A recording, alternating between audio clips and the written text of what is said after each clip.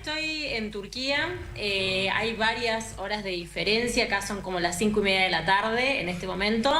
No vivo necesariamente en Turquía, paso bastante tiempo aquí porque, como bien decías, trabajo en periodismo internacionales y sobre todo mi área como de especialidad dentro de eso es un poco Medio Oriente. Hace mucho tiempo que vengo cubriendo sobre todo lo que está pasando entre Israel y Palestina. Estuve allí, ahora no solamente es peligroso, sino que Israel de hecho no permite el ingreso de la prensa internacional a Gaza.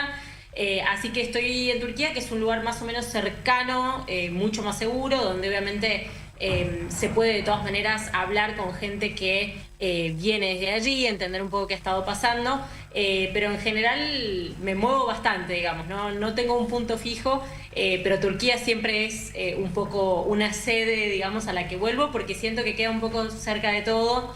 Y porque para quienes si alguna vez estuvieron en Estambul, es una ciudad que está básicamente en medio de Asia y de Europa, y entonces tiene un poco como condimentos de las dos, y eso me parece bastante interesante de explorar. ¿Cuál ha sido tu derrotero? ¿Cómo ha sido tu camino por diferentes países? ¿Nos podés contar cuándo comenzó esto de ir moviéndote por tu profesión, pero también ir conociendo estas nuevas culturas?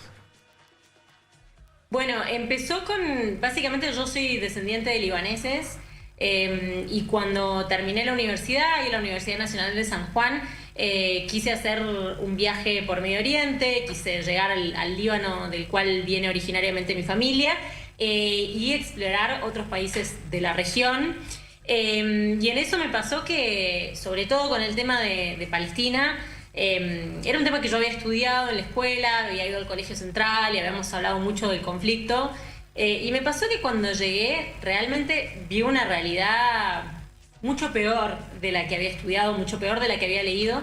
Y empecé a entender esta cuestión de que por más que uno pueda estudiar ciertos conflictos, la verdad que solo el hecho de estar en un lugar te permite ver ciertos condimentos y sobre todo hablar con la gente que atraviesa los conflictos, ¿no? Y me parece a mí, yo siempre estuve interesada en lo internacional, pero siento que hay mucho analista internacional que analiza las cosas desde su sillón, ¿no?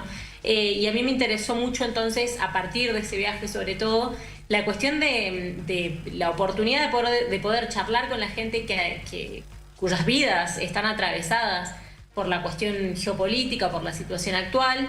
Y entonces dije, bueno, la verdad que es un lugar al que me gustaría volver. Y desde ahí lo que hice fue, bueno, yo siempre tuve como un pie en el periodismo y un pie en las ONG, si se quiere. Trabajé mucho en San Juan, sobre todo con los jóvenes, cuando yo era más joven también. Y eso me abrió las puertas a distintas becas. Y la verdad que así siempre me fui financiando un poco el viajar, o sea, siempre he viajado mucho, un poco mochilera, un poco quedándome en casas de gente, haciendo couchsurfing, yendo a hostels, y lo que empezó siendo quizá viajes más chicos o más aislados, después se convirtió en una forma de vida hace un par de años, que paso la mayor parte del año fuera.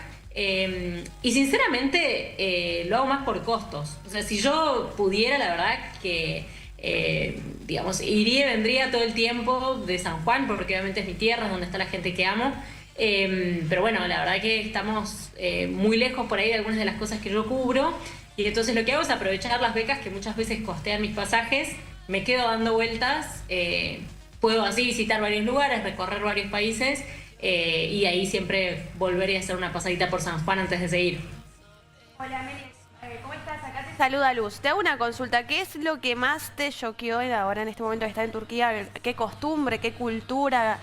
¿Qué es lo que más te choqueó de la diferencia con nosotros? Creo que lo más interesante, primero quiero decir que me parece siempre que hay mucho más en común de lo que creemos, ¿no? Bien. Y sobre todo digo, más allá de Turquía, pero yo he viajado mucho por el mundo árabe y siento que, además como descendiente de árabes, es un poco mi deber esta cuestión, viste, de empezar a terminar con este estereotipo de las mujeres oprimidas del mundo árabe, ¿no? Y que nosotros somos como un faro de progresismo en comparación. La verdad que a mí lo que me ha dado viajar es darme cuenta, sobre todo yo que cubro muchos temas de género y temas de mujeres, es darme cuenta de que muchos de los problemas que tenemos las mujeres se repiten en uno y otro lado del mundo, ¿no? A veces a veces de manera más extrema, a veces de manera menos extrema, pero finalmente hay mucho en común en términos de los derechos que quedan, ¿no?, por cumplir.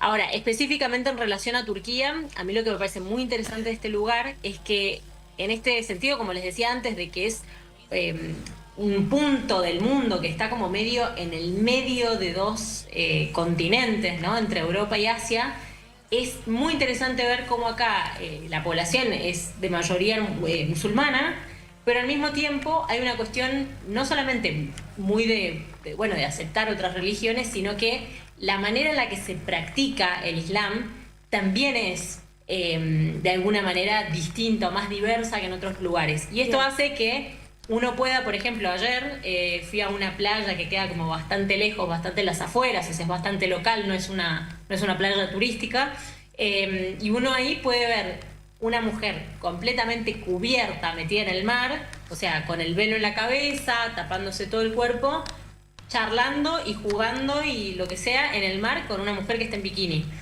Esas dos realidades coinciden acá y me parece que esa es una de las cosas más interesantes de Turquía.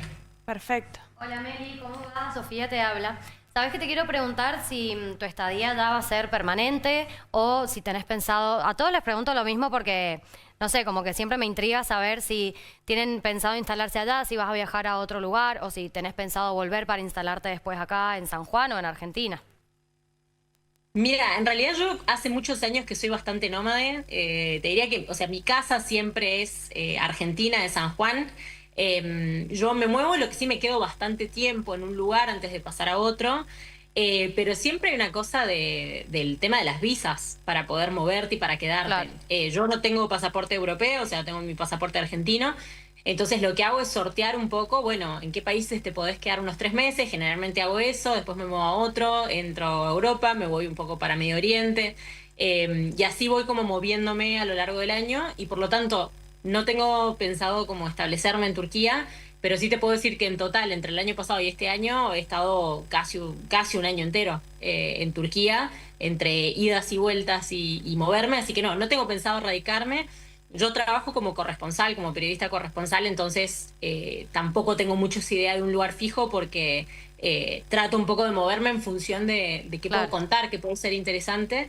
Sobre todo porque la mayoría de los corresponsales que vemos en el mundo son corresponsales que vienen de Estados Unidos, de Europa, que tienen miradas muy concretas sobre los conflictos, sobre las cosas que pasan. Y a mí lo que me pasa es que yo siento que te puedo tener otra mirada como latinoamericana, como argentina, como sanjuanina, sobre las cosas que pasan en el mundo y que no tienen por qué ser las que escuchamos siempre y que a veces ni siquiera son accesibles porque no siempre están en español, ¿no? Y me pasó mucho con esto, con el tema que yo más cubrí, digamos, que es Israel-Palestina, cuando en Argentina, a raíz de muchas cuestiones y de lobbies y demás, hace 2 años que venimos viendo una postura súper pro-israelí. Las imágenes que llegan desde Gaza son bastante complicadas sobre el genocidio que está cometiendo Israel. Y bueno, a mí haber estado en Palestina también me permitió ver lo que había del otro lado del muro, lo que muchas veces en Argentina no se estaba contando, ¿no? Melissa, te voy a cambiar totalmente el plano. Te voy a llevar a otra situación porque también conocer cómo es la vida cultural, la noche, la diversión, qué hacen los jóvenes, qué hace la gente para divertirse ahí, sobre todo en Estambul, pero bueno, otras zonas de Turquía. ¿Sos de salir, conocer algún lugar, no? ¿Tienen costumbres parecidas a las nuestras? De estirar por ahí la noche, comer algo y quedarse de sobremesa. ¿Hay algo similar a lo nuestro ya? Bueno, a mí lo que me gusta mucho de pasar tiempo como en Medio Oriente y en estos países que están un poco en el medio, es que yo siento que la cultura de la gente tiene muchas coincidencias con la nuestra. Hay mucha cultura de encontrarse, ¿no? Y eso creo que es muy argentino, y cuando uno está en varios países, yo he cubierto, he reportado desde más de 50 países, y les puedo decir que es algo que tomamos por sentado y en realidad no existe en todos lados esta cultura de te juntás con tus amigos y te comes un asado un día de semana, digamos. Eso es súper argentino. Y a mí lo que me gusta mucho de las culturas árabes, por ejemplo, es que hay mucho de esto de reunirse, de la comunidad, de pasar tiempo juntos. Y en Turquía particularmente hay una noche re piola, digamos. Hay muchos barcitos Hay otros países a los que he ido donde por ahí la noche creo que se impacta el hecho de que se venda o no se venda alcohol, ¿no? Hay muchos Bien. países musulmanes en donde el alcohol no está disponible. O no, siempre está disponible, pero no es de tan fácil acceso, Como o acá. no es tan barato. Como acá, que lo podés encontrar en cualquier lugar. Claro, a mí me pasó que, por ejemplo, estuve cubriendo el Mundial de Qatar, y en el Mundial de Qatar la gente no era que accedía tan fácilmente al alcohol, porque es un país donde no está tan accesible, ¿no? Y si bien obvio que siempre se generan mercados negros y demás, eso hace que los precios se encarezcan y que no sea accesible para todo el mundo. No es el caso de Turquía. En Turquía se puede beber tranquilamente, hay muchos bares. He salido a bailar, y algo que me parece raro, que no me gusta de salir a bailar en Turquía, es que la mayoría de los lugares tienen como mesitas, o sea, todo el lugar está lleno de mesas y no las corren. No las corren para bailar. Entonces, No es acá como en el casamiento, no es acá como en los casamientos que estás todavía comiendo y te levantan la mesa y todo porque hay que armar el medio. Claro. No pasa eso, pero creo que lo mejor de la noche en Turquía es que tienen muy buena música local. Entonces muchas veces me ha pasado de ir a barcitos y escuchar bandas no conocidas, digamos, bandas bastante comunes, que tienen música buenísima. O sea, la verdad que no entiendo qué están cantando porque no hablo turco, pero creo que es una de las cosas más excepcionales.